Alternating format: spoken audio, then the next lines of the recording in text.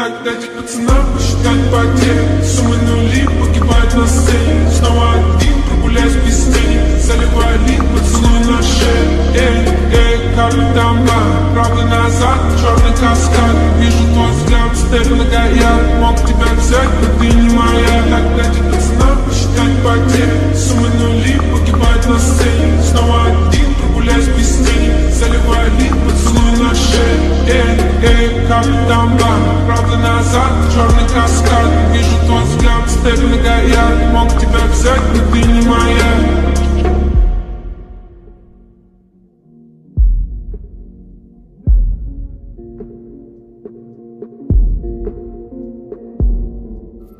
We head to Bosra now, where crews were on the scene of a massive fire at an egg farm earlier this afternoon. The fire broke out at the Hillendale Farms location on Schwartz Road. The Salvation Army says around 100,000 chickens may have died in that fire. Multiple crews responded to help fight the flames. The fire was contained to one building, and fortunately no one was hurt. There is no word yet on just what caused this fire. A fruit packing plant up in flames, an inferno in San Joaquin County. The fire sending a massive plume of black smoke into the night sky. That fire broke out this evening at OG Packing and Storage just east of Stockton city limits. CBS 13 Felina Jones is live there tonight with some new information for us. Felina? The good news is the fire is out tonight after burning for about 2 hours, and despite that large black plume of smoke that we saw for miles, this family-owned large plant operation, the buildings here have not been impacted. Now, viewer video will show you just how high the black smoke billowed into the sky. Now, these photos show how close the fire got to nearby homes. This facility is surrounded by acres of farmland. The packing company specializes in growing and shipping cherries and walnuts, among other fruit. Fire crews tell me hundreds, if not thousands, of plastic produce storage bins on the west side of the property caught fire outside of the facility. Crews' biggest challenge tonight, getting water on this fire. Aircraft down, General Mills parking lot. Plane is on fire and occupied. You just heard that call for help from a 911 dispatcher after a plane crashed near the General Mills plant in Newton County. And officials tell 11 Alive just a couple of hours ago there are no survivors. That plane went down just after dinner time. Joe Ripley has been on the ground following this breaking news all night long. Joe, what's the scene looking like right now? Well, it's still quiet right now. The latest update I can tell you, though, from Covington Police, Captain Ken Malcolm tells me he believes at least 2 people were on board that plane. They did not survive. Where we're standing now, we're standing about 100 yards outside of the General Mills cereal plant here in Covington, 100 yards away from where this plane went down. Police saying a Cessna 340 twin-engine plane was traveling from around a local airport. Witnesses reporting the plane had veered sharply and crashed onto the side of the General Mills cereal plant here off Industrial Park Boulevard. You can see here from viewer-submitted pictures and video the heavy smoke that came once that plane, we understand, exploded on impact when it had crashed. You can see that it also damaged several trailers here on the site of the cereal plant. And welcome to the News at 4. I'm Doug Petcash. And I'm Shira Matsuzawa. We start today with an update on a plane crash in Hayburn in south central Idaho. Hayburn police say the pilot died when his small airplane crashed into a processing plant this morning. The pilot's name has not yet been released. The Minidoka County Sheriff's Office says the crash was reported at 8:36 this morning. The plane crashed into Gem State Processing. That's a potato processing plant near Highway 30. The plane, a small fixed-wing Cessna 208B, was lying upside down on the roof of the building when emergency responders got there. The potato plant appears to have only minor damage. No one else was in the plane. Breaking news in eastern Oregon, where crews are battling a major fire at a potato chip processing plant. Air 12 flew over the scene at Shearer's Foods on Highway 207 in Hermiston. We're told the fire was caused by an explosion of a portable boiler there. 2 people were taken to the hospital. It's unclear how badly they were hurt. There are no evacuation orders in place, but people have been told to be ready to evacuate due to air quality issues as a result of all that smoke. We invite you to stay with Fox 12 and KPTV.com for updates on this breaking news. Another food processing plant fire happened yesterday in Montebello, California. California has experienced its share of devastating processing plant fires. Back in April, a massive fire at Salinas, California broke out in the key agricultural region, where tens of thousands were forced to evacuate their homes. Some internet sleuths are doing the heavy lifting for us, so we wanted to put this on the map on the screen from Z-Maps. This shows the alarming rate of fires at manufacturing plants, grocery stores, food pantries, farms, and grain factories.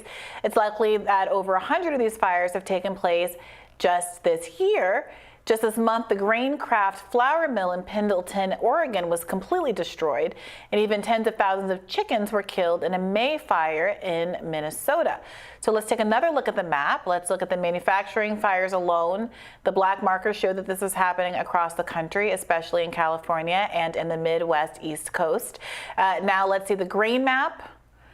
Oregon, Washington, and Pacific Northwest appear to have taken a hit, as well as the Midwest. And as far as farm fires go, let's look at these green markers appearing in droves from Minnesota to Wisconsin, Michigan, and all down the East Coast. Obviously, when something happens every so often, you obviously hope that there's no significant damage and certainly no one gets hurt, but you kind of write it off. It's not that big of a deal. Accidents happen. But when you've got well over a dozen food processing plants and warehouses getting destroyed or seriously damaged over just the last few weeks, at a time when the food supply is already vulnerable, it's obviously suspicious, and it could lead to serious food shortages. That's why some folks are now wondering, well, number one, what's going on? And you've got some people speculating that this might be an intentional way to disrupt the food supply.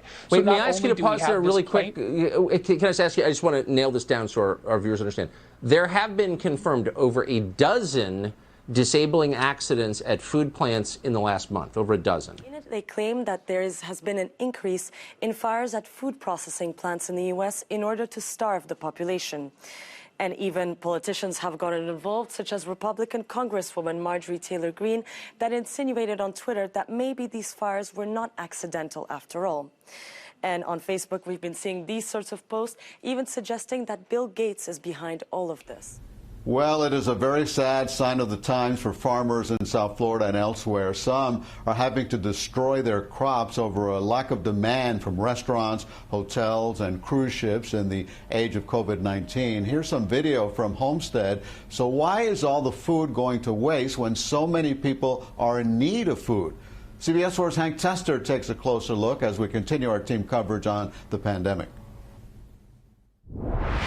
People in need, yet Florida fruit and vegetables go unpicked, unpacked, and not shipped. It's the law of supply and demand on full display. Food for those who need it. The next meal becoming a critical South Florida issue.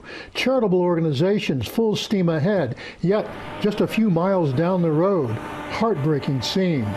In the heart of the growing season, growers disking, mulching to prevent the spread of disease. There's no crop insurance. I probably have in the neighborhood of 60 to 70,000 boxes that I'll leave in the field. Though the pictures of fruit and vegetables being dumped doesn't seem to make sense in this time of need, it's a reality faced up and down the food supply chain. It costs money to pick, to pack, to transport. So growers who are already losing millions of dollars really can't afford to just pick it and give it away. Speaking to CBS 4's Jim DeFede, the state agricultural commissioner. Agriculture is struggling, to be honest. I mean, everybody's seeing those pictures across not only just the state of Florida, but across the country of gallons of milk having to be poured out, of fruits and vegetables having to be plowed out and plowed under because either one, they don't have potentially the workforce, or two, there's no place for them to deliver the food. No market for Florida winter fruits and vegetables as restaurants, hotels are shut down, cruise ships not sailing, and in the supermarkets, customers going for non-perishables. The food banks in Florida are overwhelmed. They don't have the capacity in terms of manpower, in terms of trucking and storage to move this amount of produce. One packing house closed early, leaving 10 million pounds of tomatoes unharvested. I'm Hank Tester, CBS 4 News. Hey guys, we're here at Hugenbos Farm in southern Ontario. We milk about 260 cows. Right now during the winter months, you milk quite a bit more milk because the feed is very consistent. And as you do a good job, you will produce quite a bit of milk. So, but right now we're over our quota. It's regulated by the government and by the DFO. But the problem is what they don't understand is millions of people look at this milk running away because it's the end of the month. So I have to dump 30,000 liters of milk. It breaks my heart. I will show you. By the way, this here, Canadian milk, it's $7 a liter. When I go for my haircut, people say, wow, $7, Jerry, for a little bit of milk. I say, well, you have to go higher up because we have no say anymore as a dairy farmer on our own farm because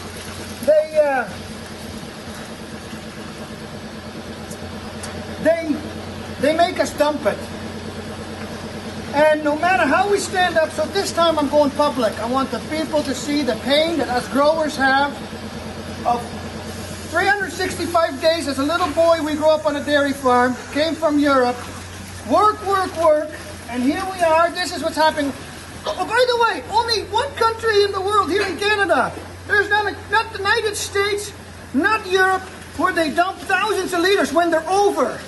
But we're not supposed to talk about this because, I don't know, it's just one of those things. But as it's happening, I hope the DFO does look at this and says to themselves, you tell me, if you're in the pig business, the wood industry, any steel industry, if you're 10% over when your times are good, how can you, so for us when it's good, our little bit of profit, it goes down the drain. How you guys dare to put this product on the market for $7 a liter and think that that's okay when there's a lot of mothers, single mothers with no extra, like they have maybe a few kids to feed or whatever, or the sick kids hospital it could go to. It could go anywhere, to the food banks. But I hope you're proud, and I think you're going to be surprised, because yes, my name is Jerry Hugen. And I'm very proud that we send a really good product. And that you just kind of tell us, well, throw it down the drain. Nobody sees it. It's okay. Well, it's not okay. So, with that being said, it's one of the best products in the world. We've been milking here for 43 years. So I just hope that people will share this. I hope that I haven't defended anybody, but the dairy industry, for my kids, it has to keep growing. We are not growing, not even by 10%. We get a little bit of quota for free, okay, that gets given to us. It should never be that way. You should buy, just like a trucker has to buy his transport truck, okay? And by the way, my 90 cents that I get for my liter of raw milk, they really have to do nothing to it because it's the best milk in the world. But what happens is, I pay for the trucking, I pay for the commercialized, everything gets paid to the farmer. Okay, so, but anyways, I do want to see, as you can see here, Abraham, the good product. The cows are happy. I mean, look at these cows, right? They are free roaming. She's got a smile. So, anyhow, all I can say is I'm standing up a little bit for the local people. And I hope you think to yourself, hey, that farmer for 90 cents and they're paying $7, where does the extra money go? And they capped us. So I can't grow my business at all. What am I going to tell my 4 kids? Hey, how do you want me to do it? Since 3 years ago, they capped us. We're going to go 6% higher, like 6%. We're looking at high interest rate. The double, 3 times over on fuel. We are not going to stay in business in this country. So Justin Trudeau and Rob Ford, I'd love to take you for dinner. Okay? Call me, sit down with Hugen Bros Farm. And I think shit like this, we have so much poverty over the whole world. Hard-working people like myself, I dare to say that 7 days a week as a little boy. I have looked at farm workers. They're sick to this. Mr. Hugen, what are you doing? I says, well, at the end of the month, I have to dump all my milk. You're supposed to keep it quiet. Take that to the bank. Hundreds of thousands of people in Illinois will soon have less money for grocery shopping. Starting March 1st, the federal government is ending emergency SNAP food benefits all across the country. In Illinois, families have been receiving a minimum of $95 in additional food stamps since April of 2020. The extra money provided extra cushion for families against the economic impact of the pandemic and, of course, sky-high inflation. SNAP recipients now encouraged to make preparations now by adjusting their food budgets and updating housing income numbers with the Illinois Department of Human Services. Providing almost 3 years of emergency SNAP benefits to eligible Americans, Congress has put a stop on those benefits come March. NBC4 Cynthia Hill spoke with local food pantries today about what that means for thousands of Central Ohioans who have relied on these extra benefits to feed their families. This may come as a surprise to some. That's because the extra benefits weren't supposed to end for another couple of months. The emergency SNAP benefits were originally supposed to end April 2023, when the public health emergency was also supposed to end. Megan Burba volunteers here at NEMAP Food Pantry, where directors tell me many families will and do turn for help. I've absolutely loved it. Some days are super busy and there's a line out the door, and some days it's pretty slow, but things are constantly moving here, lots of food going in and out. And directors tell me they're expecting lots more movement in the coming days because of the changes spelled out in the Consolidated Appropriations Act of 2023, which ended the extra benefits at the end of February. A whole lot of people are resilient and resourceful and are struggling to feed their families. And so when you layer on top of that a really significant reduction in purchasing power for low income and working families to their grocery budgets, it's going to have a big impact. He says right now those eligible for SNAP benefits at any amount are eligible for the maximum amount of benefits, so they'll be reduced down to the normal amount soon. Tuesday, NEMAP saw a significant increase in clients because of its days off before and after MLK Day and because of the news that the emergency benefits will end soon. It's just such a staple to the community that when you're closed for even 2 days, it makes a huge difference, and people really rely on NEMAP. Mid-Ohio representatives say it's not all bad. While the federal spending bill gave Americans a hard stop date for emergency SNAP benefits, it also extended the summer EBT for free and reduced lunch eligible students. Mid-Ohio Food Bank just hopes families continue to come to them and other food banks for help. Families are already making hard choices every day, and we expect that some of those choices will get more difficult. The one thing we hope is not a hard choice is that people ask for help when and where they need it. And those who receive these extra payments will get their last extra payment at the end of February. Local for you, Cynthia Hill, NBC. This is for anybody out there who thinks that inflation is not real. This right here cost me $115 after tax, and even if you are going to come at me and say, oh yeah, toilet paper is really expensive, you take that $19.99 out and all of this right here is literally still $86+ before taxes. I got like literally deodorant, flour, milk, juice, and like $86 just for this, not the toilet paper. Y'all,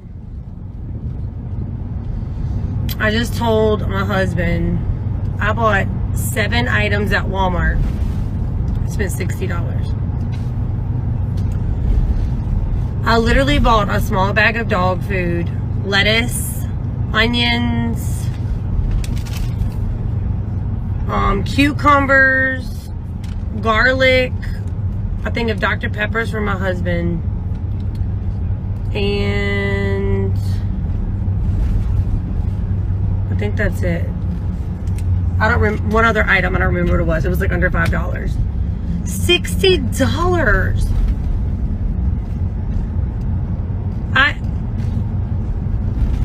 I can't. Like, gas goes down, food goes up, eggs are atrocious. They're like $6 for a small, $11 for the large. Like, what? Ground meat for like the big rolls we used to get for like $16 is in the 30s. I mean, how are people making it?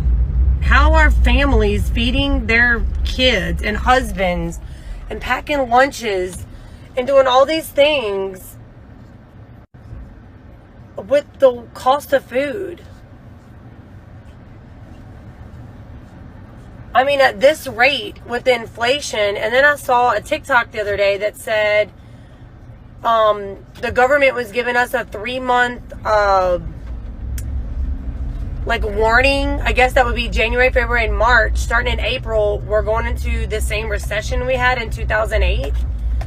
I remember that was a rough year. It was the year my dad died, and I had to move out of my house, and that was a lot. So I'm just praying to God that, you know,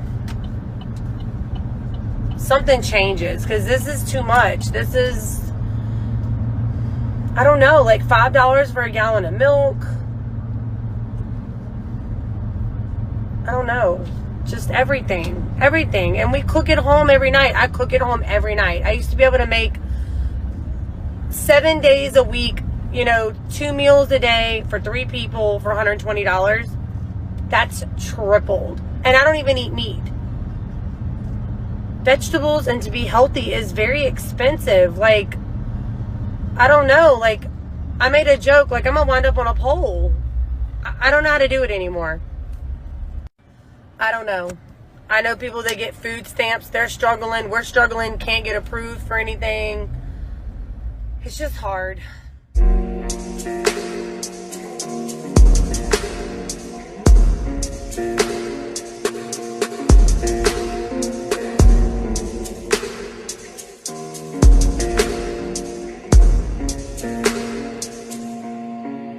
Так дайте пацанам посчитать потери. Суммы нули погибают на сцене. Снова один прогуляюсь без тени. Заливаю лик, поцелуй на шее.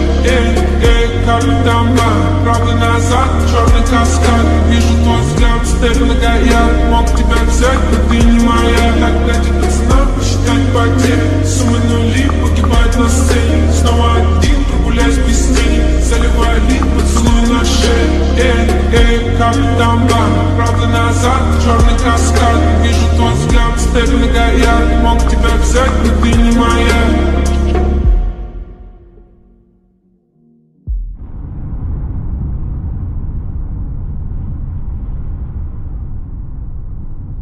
The world is full of giants. They have always been here, lumbering in the schoolyards, limping through the alleys.